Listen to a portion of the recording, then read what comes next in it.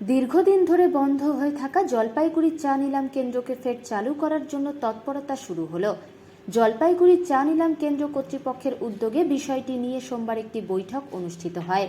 চা শিল্পের সাথে যুক্ত থাকা ব্যক্তিত্বরা অংশ নেন বৈঠকে। ভারতবর্ষের দ্বিতীয় বৃহত্তম চা উৎপাদনকারী জেলা হলো জলপাইগুড়ি, তাই জলপাইগুড়ি জেলাকে কখনোই উপেক্ষা করা যায় না বলে দাবি ওঠে।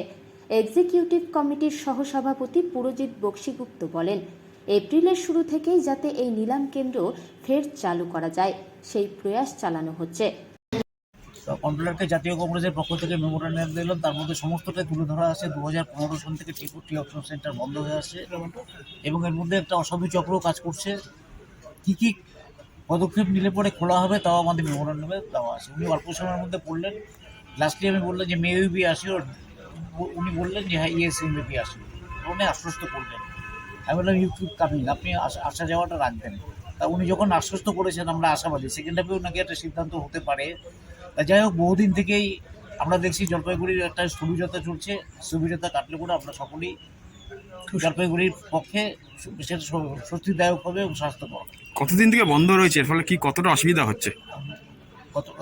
বন্ধ রয়েছে কতদিন থেকে? 2015 সাল থেকে বন্ধ আছে। 2015 সাল থেকে টোটালি বন্ধ আছে, মাঝে মাঝে বন্ধ হয়ে যায়। আপনারা কি রাখলেন আজকে, দাবি কি রাখলেন? আজকে আমরা বলেছি যত টি অকশন সেন্টার আছে সমস্ত টি অকশন সেন্টারে ভ্যাট ওয়েভার দেওয়া হয়, ভ্যাটে ছাড় দেওয়া হয়। এই টি অকশন সেন্টারে কোনোদিনও ভ্যাট ছাড় দেওয়া হয়। তারপর টি বোর্ডের একটা ক্ষমতা আছে 15% ডাইরেকশন দিতে প্রত্যেকটা বাগানকে, যাতে জলপাইগুড়িতে চা পাঠায়, জলপাইগুড়ি টি অকশন সেন্টারে চা পাঠায়। শিলিগুড়ি টি অকশন সেন্টারে ডাস্ট চা, মানে গুঁড়ো চা, ওয়েস্ট চা পড়ে আছে, সেগুলোও জলপাইগুড়িতে পাঠালে পরে সচল হতে পারে, সেগুলোও পাঠাচ্ছে না। তা টি বোর্ড যদি একটুখানি সচল হয়, সক্রিয় হয়, এরা আজকে যে মিটিং করলো তাতে যদি সদর্থক পদক্ষেপ নেয় তাহলে নিশ্চিত টি অকশন সেন্টার, জলপাইগুড়ি টি অকশন সেন্টার, নর্থ বেঙ্গল টি অকশন সেন্টার চালু হতে পারে। কারা কারা এসেছিল এখানে মিটিংয়ে? ম্যাডাম কি বললো? ম্যাডাম বললেন যে আপনারা আশ্বস্ত হতে পারেন। এটা জলপাইগুড়ি টি অকশন সেন্টার যে আছে ও আগে থেকে আছে কিন্তু কাজ করছে না। ওর আবার এখান থেকে চাপ বিক্রি হয় বলে বার্তা হয়েছে। টি বোর্ড আর অন্য স্টেক হোল্ডার ছিল, ভালোই হবে এখন। হ্যাঁ না, এখন চেষ্টা হচ্ছে আবার, আমরা আসানের হয়ে যাবে।